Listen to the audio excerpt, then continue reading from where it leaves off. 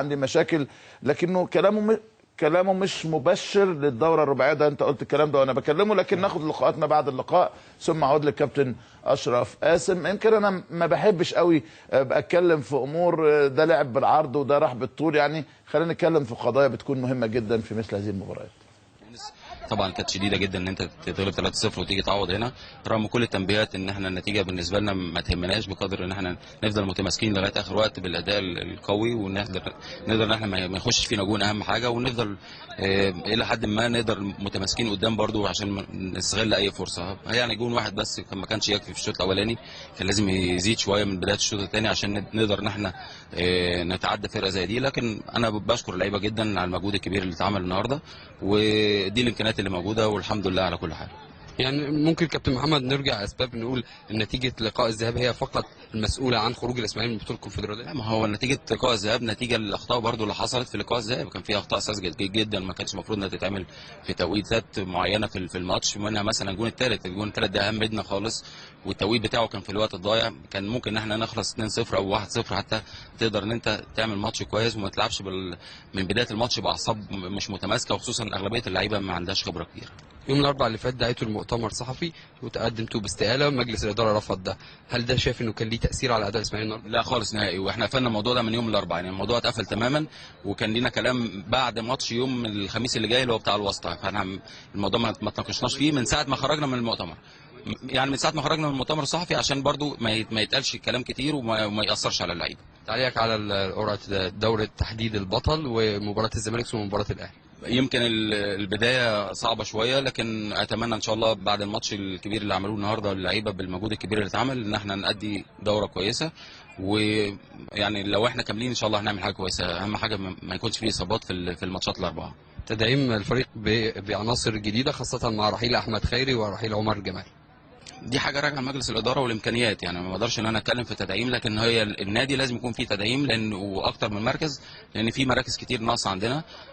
مش عايز اقول ايه اللي موجود او ايه اللي احنا محتاجينه الفتره الجايه، لكن ده راجع لقرارات مجلس الاداره والامكانيات اللي هم هيجيبوا بيها لعيبه. بس الجهاز الفني اكيد بيطلب من الاداره اللاعبين، مهما طلبت ومفيش امكانيات ما تقدرش ان انت توافق بالطلبات اللي طالبها الجهاز الفني، فما تقدرش تتكلم في حاجه زي كده الا لما يكون النادي موفر امكانيات لاستجلاب لعيبه جديده. كابتن محمد صلاح ابو جريشه مدرب العام نادي الاسماعيلي، اشكرك واتمنى لك التوفيق. شكرا متشكر جدا. شكرا. الكابتن سعفان الصغير مدرب حراس مرمى فريق الاسماعيلي، ذكرت لك على مباراه النهارده تفوق بهدف مقابل لا شيء، ولكن نتيجه غير كافيه لتاهل الاسماعيلي دور المجموعات. طبعا الحمد لله بنحمد ربنا على النتيجه ديت. نتيجه هو المباراه خلصانه من تونس، طبعا نتيجه صعبه قوي 3-0 للنادي الاسماعيلي في ظل غيبات كتير، في ظل تجديدات، في ظل لعيبه ماشيه لعيبه قاعده، حاجات كتير بنمر بيها يعني. بس الحمد لله على كل حاجه، اللعيبه طلعت سليمه الحمد لله من الملعب. عندنا الكاس ان شاء الله يوم الخميس، وعندنا بعد كده دوري المجموعات، الدوره الرباعيه. بحيي الاول الكابتن شوبير والاستاذ محمد سيف والكابتن اشرف قاسم. دي البطوله الثانيه اللي احنا نطلع منها بعد البطوله العربيه، ان شاء الله نركز في الدوري العام، وان شاء الله نعمل نتيجه كويسه تعوض لجمهور الاسماعيليه البطولتين اللي احنا طلعنا منهم. شايف ان اداء الاسماعيلي تاثر خلال الفتره اللي فاتت، يعني خروج من البطوله العربيه، وهل القرار بالمشاركه في اكثر من بطوله من بدايه الموسم دلوقتي هو تاثيره الحالي على اداء فريق الاسماعيلي؟ لا انا بحمد ربنا على فكره ان الثلاث بطولات دول احنا شاركنا فيهم، البطوله العربيه والافريقيه وبطوله الدوري، لان ما كانش حد متوقع ان في الدوري هيرجع تاني. الحمد لله ان احنا طلعنا بلعيبه على فكره صغيرين في السن، الحمد لله اثبتوا وجودهم في النادي الاسماعيلي وفي الفريق الاول. الفتره الجايه ان شاء الله هنعتمد على اولاد النادي، ده قرار من مجلس الاداره بالجهاز الفني، سواء بقى احنا جهاز فني هنكمل بقياده الكابتن محمد وهبه او جهاز فني جديد هيجي بعد السيزون ما يخلص. نهتم بولاد الصغيرين، نهتم بولاد اسماعيليه اولاد النادي، هم دول اللي هيرجع ليهم الفائده ان شاء الله في الاخر، لان انت عارف الكوره يعني عايزه ماده، واحنا النادي الاسماعيلي ظروفه الماديه مش كويسه، يعني مش حاليا، قبل كده بسنين كتيره قوي، حتى من ايامنا احنا لعيبه الظروف الماديه للاسماعيلي مش كويسه.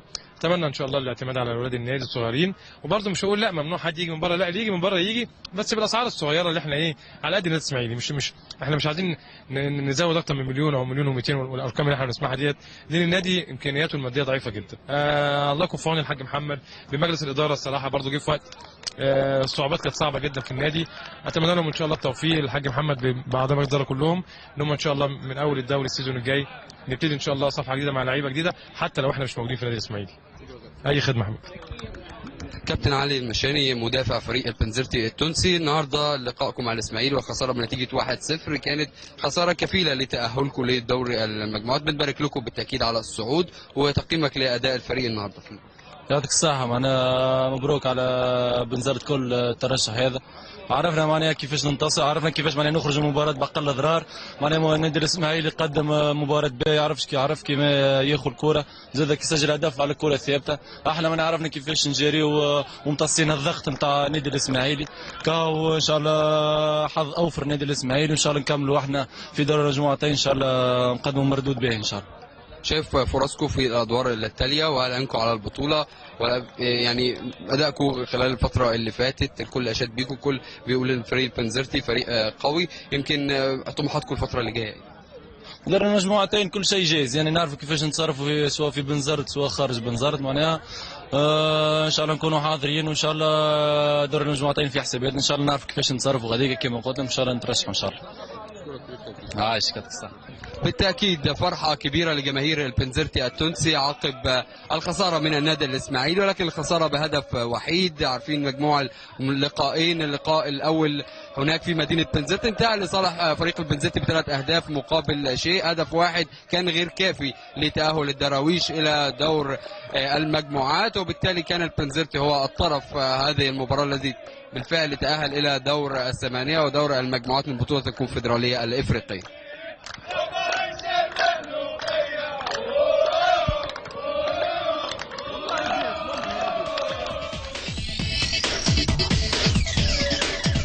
المفروض بقى عظيمه كان يكمل بنور الشريف في غريب في بيتي، يعني زي ما قال كابتن محمد وهبه اللي موجودين شويه جمهور من الاخوه الافاضل التوانسه، جمهورنا طبعا مش موجود هو السبب، يعني هو تفكروا ان انا بدافع عنكم، يعني انتوا السبب وانتوا اللي تستاهلوا، يعني انتوا اللي تستاهلوا اللي اتعمل فيكم واللي بيتعمل فيكم واللي هيتعمل فيكم واللي بيتعمل فينا، يعني فهو تفكروا ان انا بقولها تعاطفا معكم، لا لا لا، ده انا يعني بزعلكم على نفسكم وكمان وهتزعلوا اكتر طول ما انتوا سامحين، زي ما قال الاستاذ سيف، ال50 اللي هنا وال100 اللي هنا وال40 اللي هنا وال60 اللي هنا، ال2000 واحد كده اللي بيديروا الكره المصريه زي ما هم عايزين. استاذ كابتن اشرف، كلام الكابتن وهبه كبير جدا، قال لكم ايه قبل المباراه وخاصه بين شوطين المباراه؟ والله هو طبعا الكابتن وهبه احنا كان في تعليمات محدده لبعض اللعيبه، هم عندهم طبعا بيلعبوا على الفرود الافريقي، فهو كان دايما عايز واحد مننا، لو انا وعمرو السوليه نبقى ايه ناخد قدامه والسرد باك وراه، بحيث ان لو اتردد حد يقدر ياخدها. انا شايف الحمد لله ان احنا ادينا بشكل كويس، والحمد لله ان شاء الله عندنا الدوره الرباعيه بطل الدوري هنركز فيها وربنا يوفقنا ان شاء الله.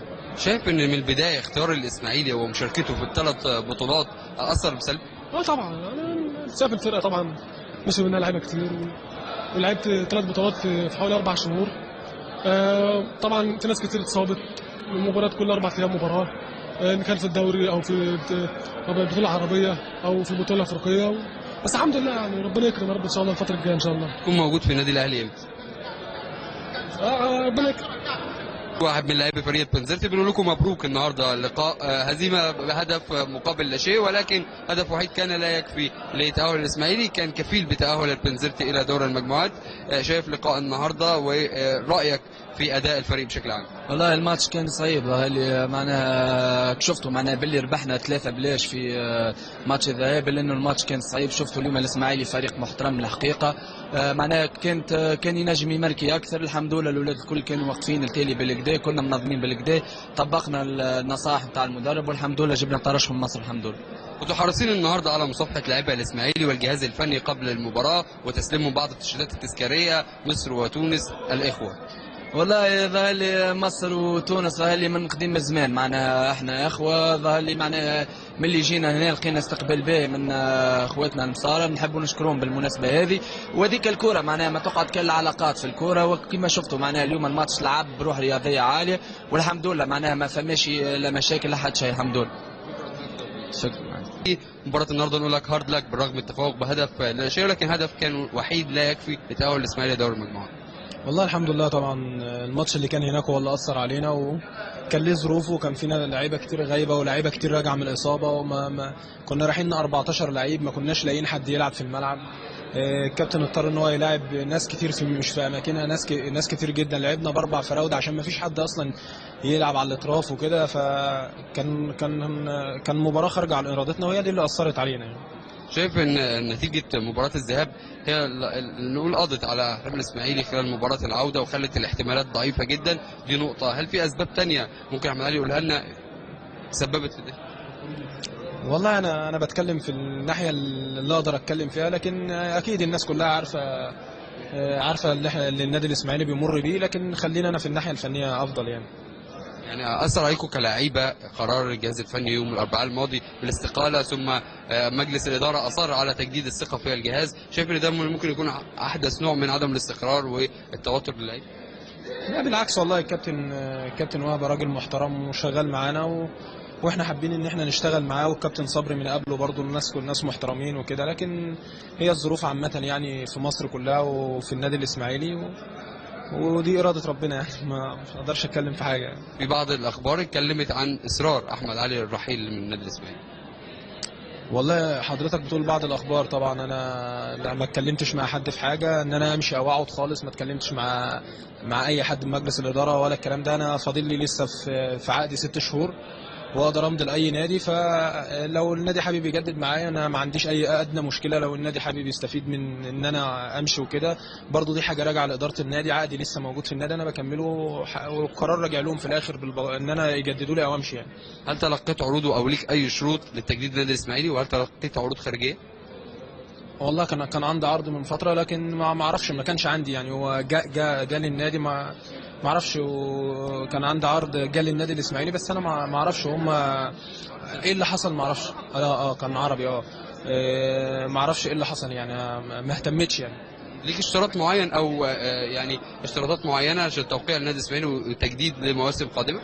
لا بالعكس، النادي الاسماعيلي صاحب الفضل عليا، واي وجه استفاده للنادي الاسماعيلي انا هعمله، سواء ان انا امشي لو النادي شايف ان هو هيستفاد من ان امشي، انا على حسب رغبتهم، شايف ان انا هيجددوا لي واقعد انا حسب رغبه النادي برضه.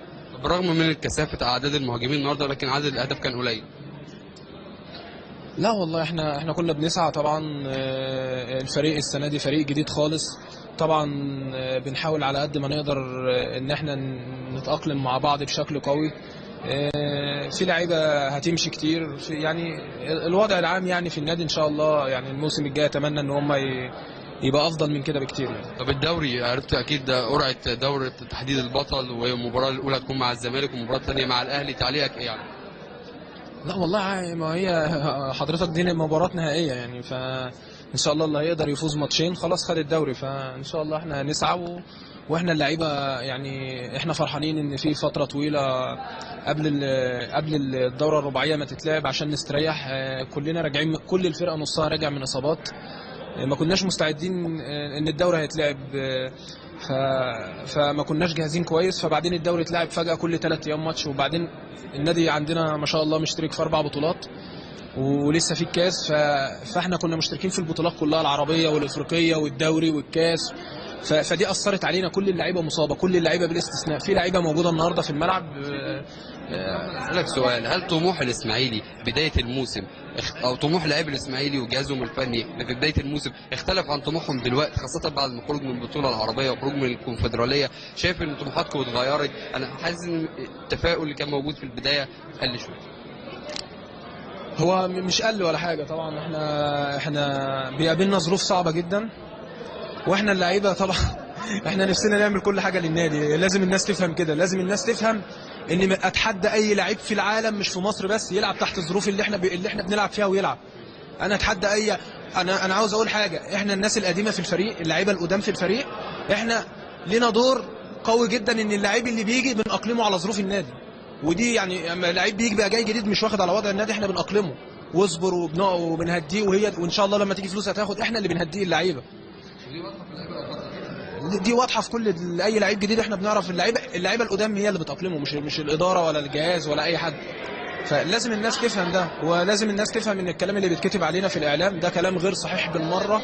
كل الكلام اللي بيتكتب ممكن في اعلاميين قاصدين ان هم لعيب معين يهيجوا عليه الجمهور. فانا بقول للجمهور ما يصدقش اي حاجه تتكلم، الجمهور لازم يصدق حاجه واحده بس، الجمهور لازم يصدق ان لعيبه النادي الاسماعيلي دي هي اللي شايله النادي الاسماعيلي بس. شكرا.